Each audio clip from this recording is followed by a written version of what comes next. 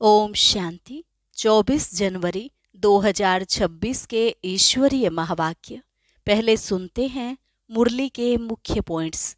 बाबा ने कहा, यह पढ़ाई तो सदा तुम्हारी बुद्धि में रहनी चाहिए। 84 के चक्र में कैसे आते, ये अच्छी रीति नोट करो, फिर इस पर विचार सागर मंथन करो। सेकंड में बाप और चक्र सब याद आ जाए। अब तुम्हें वापस अपने घर जरूर जाना है, इसलिए देह सहित देह के सब धर्म छोड़ अपने को आत्मा समझो। फिर बाबा ने कहा, जब किसी को समझाते हो तो सबसे पहले यह निश्चय बिठाना है कि हम आत्मा हैं, परमात्मा नहीं। सब में आत्मा व्यापक है, ना कि परमात्मा। और यह भी अंदर में पक्का करना है कि शिव बाबा ही हमारा बाप, टीचर, सतगुरु तीनों हैं, जो फिर से सतो प्रधान बनने की बहुत अच्छी युक्ति बताते हैं। लास्ट में बाबा ने कहा, यह ड्रामा अनादि अविनाशी है।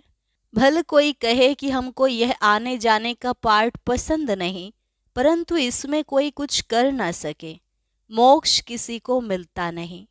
और अब सुनते हैं महावाक्यों को विस्तार से। मुरली का सार। मीठे बच्चे, बाप तुम्हें जो पढ़ाई पढ़ाते हैं वह बुद्धि में रख सबको पढ़ानी है।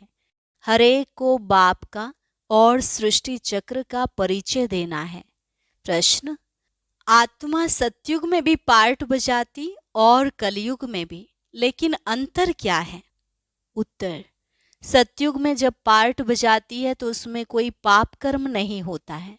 हर कर्म वहां अकर्म हो जाता है, क्योंकि रावण नहीं है।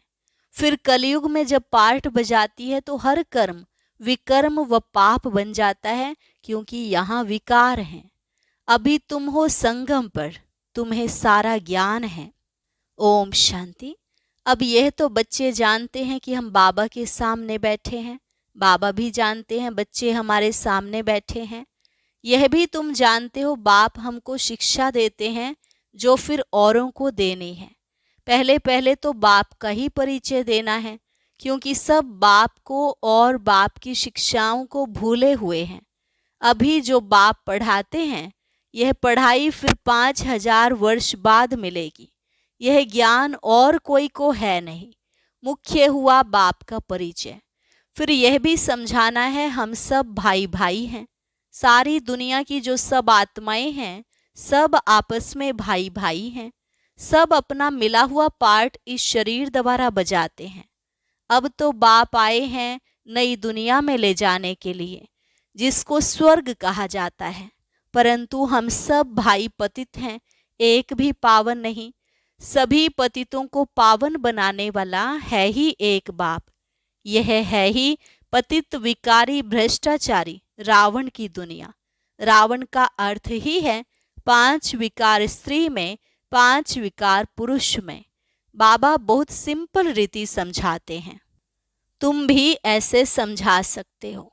तो पहले पहले यह समझाओ, हम आत्माओं का वह बाप है, हम सब ब्रदर्स हैं। पूछो यह ठीक है?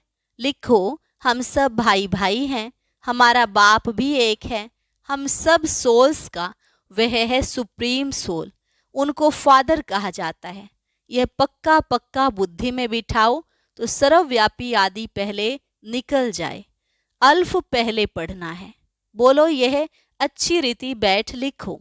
आगे सर्वव्यापी कहता था, अब समझता हूं कि सर्वव्यापी नहीं है। हम सब भाई भाई हैं। सब आत्माएं कहती हैं गॉड फादर परम पिता। पहले तो यह निश्चय बिठाना है कि हम आत्मा हैं, परमात्मा नहीं है। ना हमारे में परमात्मा व्यापक है, सब में आत्मा व्यापक है। आत्मा शरीर के आधार से पार्ट बजाती है, यह पक्का कराओ। अच्छा, फिर वह बाप सृष्टि के आदि मध्यंत का ज्ञान भी सुनाते हैं। और तो कोई भी जानते नहीं कि इस सृष्टि चक्र की एज कितनी है। बाप ही टीचर के रूप में बैठ समझाते हैं। लाखों वर्ष की तो बात ही नहीं।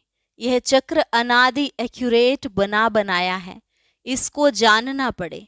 सत्युग त्रेता पास्ट हुए, नोट करो।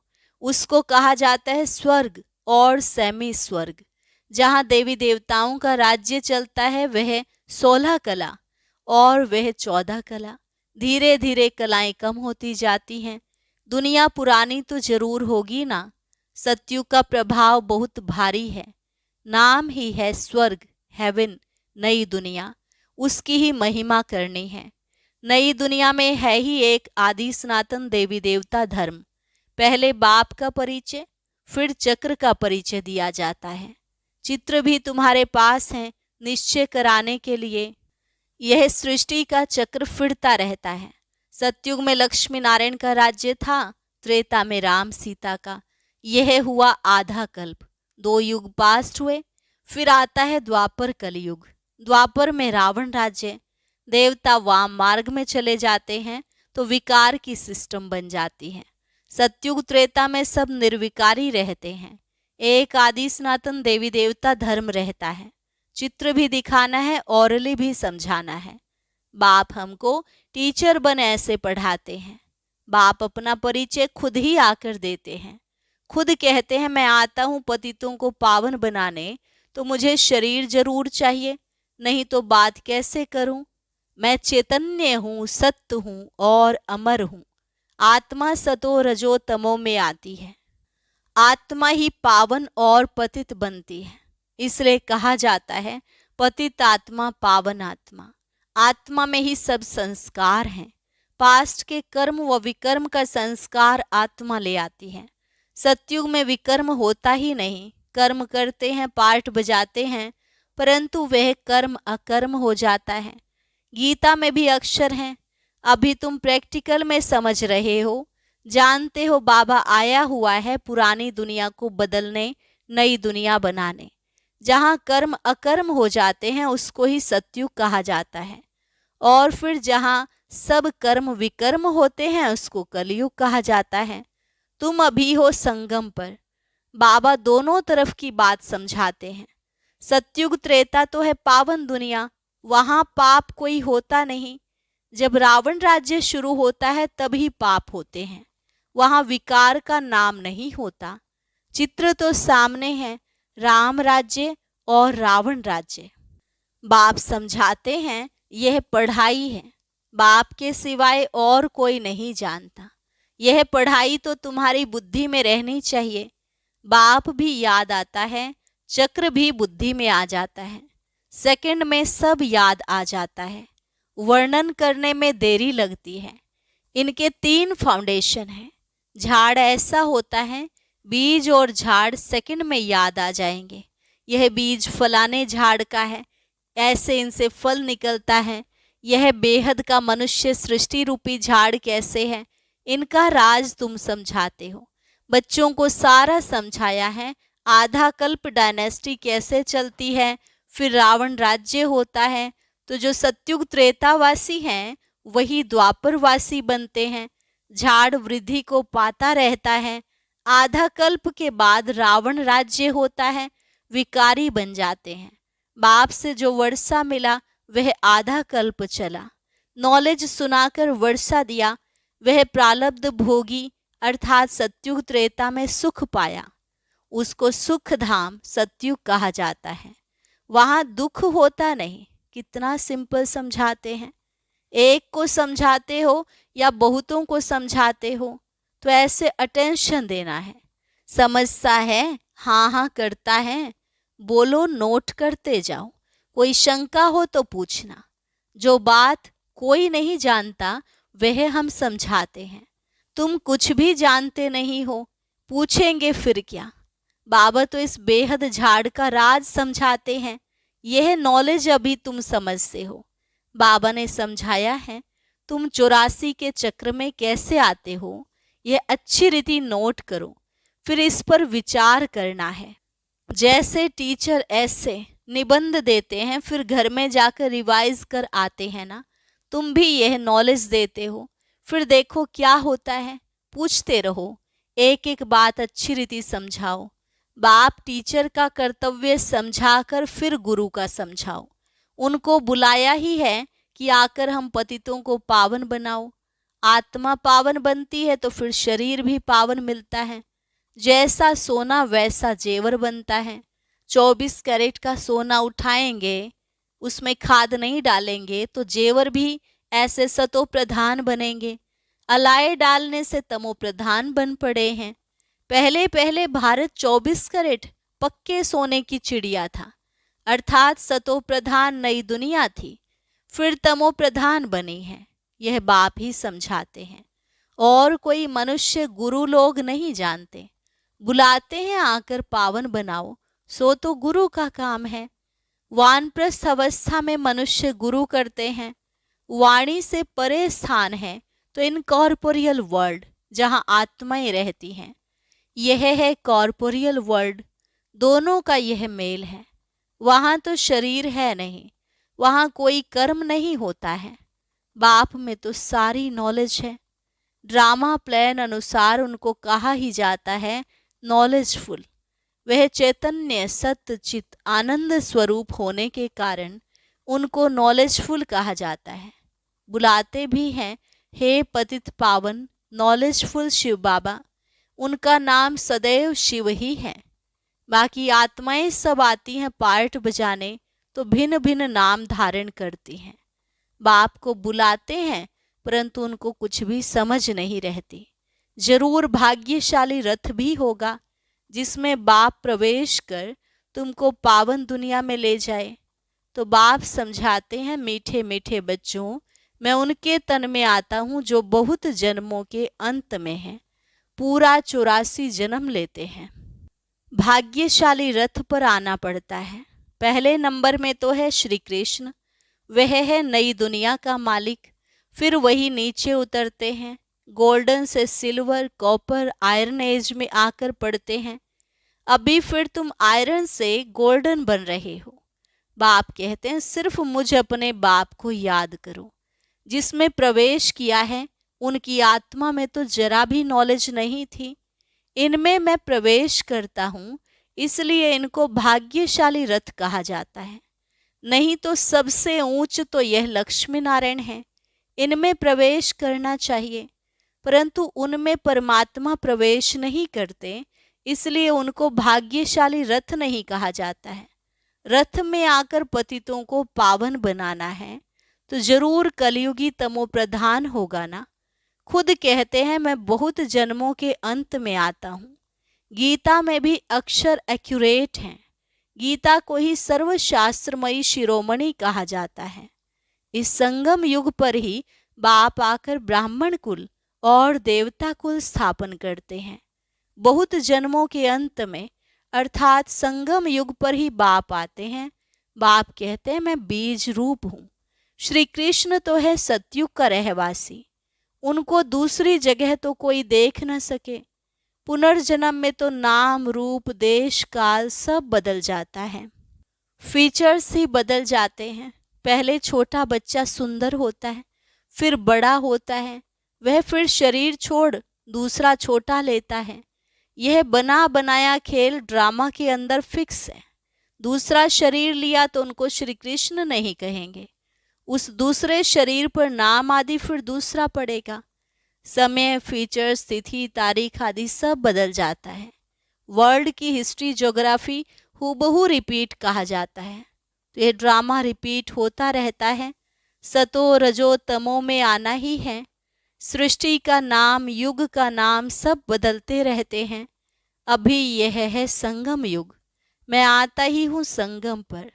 मैं तुमको सारी दुनिया की हिस्ट्री, ज्योग्राफी सत्य बताता हूँ। आदि से लेकर अंत तक और कोई भी जानता ही नहीं। सतयुग की आयु कितनी थी यह पता ना होने कारण लाखों वर्ष कह देते। अभी तुम्हारी बुद्धि में सब बातें हैं। तुम्हें अंदर में यह पक्का करना है कि बाप बाप टीचर सतगुरु है, जो फिर से सतो प्रधान बनने के लिए बहुत अच्छी युक्ति बताते हैं। गीता में भी है, देह सहित देह के सब धर्म छोड़ अपने को आत्मा समझो। वापिस अपने घर जरूर जाना है। भक्ति मार्ग में कितनी मेहनत करते हैं भगवान पास जाने के लिए। वह है मुक्ति धाम, कर्म से मुक्त। हम इनकॉर्पोरियल दुनिया में जाकर बैठते हैं। पार्टधारी घर गया तो पार्ट से मुक्त हुआ। सब चाहते हैं हम मुक्ति पाएं, मोक्ष तो किसको मिल न सके। यह ड्रामा अनादि अविनाशी है। कोई कहे यह पार्ट आने जाने का हमको पसंद नहीं, परंतु इसमें कुछ कर ना सके। यह अनादि ड्रामा बना हुआ है, एक भी मोक्ष पा नहीं सकते। वह सब है अनेक प्रकार की मनुष्य मत। यह है श्रीमत श्रेष्ठ बनाने के लिए। मनुष्य को श्रेष्ठ नहीं कहेंगे, देवताओं को श्रेष्ठ कहा जाता है। उन्हों के आगे सब नमन करते हैं, तो वह श्रेष्ठ ठहरे ना। श्री कृष्ण देवता है वैकुंठ का प्रिंस, वह यहाँ कैसे आएगा? न उसने गीता सुनाई। शिव के आगे जाकर कहते हैं हमको मुक्ति दो, वह तो कभी जीवन मुक्त जीवन बंद में आते ही नहीं, इसलिए उनको पुकारते हैं मुक्ति दो। जीवन मुक्ति भी वह देते हैं। अच्छा, मीठे मीठे सिकिलधे बच्चों प्रति मात पिता बाप दादा का याद प्यार और गुड मॉर्निंग। रूहानी बाप की रूहानी बच्चों को नमस्ते।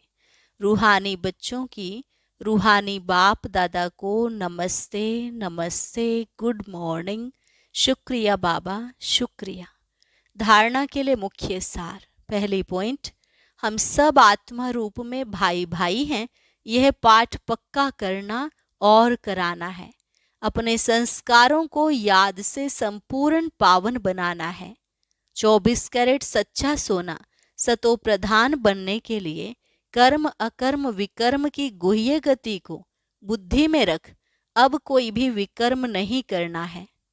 वरदान, घबराने की डांस छोड़ सदा खुशी की डांस करने वाले मास्टर नॉलेजफुल भव। घबराने की डांस छोड़ सदा खुशी की डांस करने वाले मास्टर नॉलेजफुल भव। जो बच्चे मास्टर नॉलेजफुल हैं वह कभी घबराने की डांस नहीं करते। सेकंड में सीढ़ी नीचे, सेकंड में ऊपर। अब यह संस्कार चेंज करो तो बहुत फास्ट जाएंगे। सिर्फ मिली हुई अथॉरिटी को, नॉलेज को, परिवार के सहयोग को यूज करो।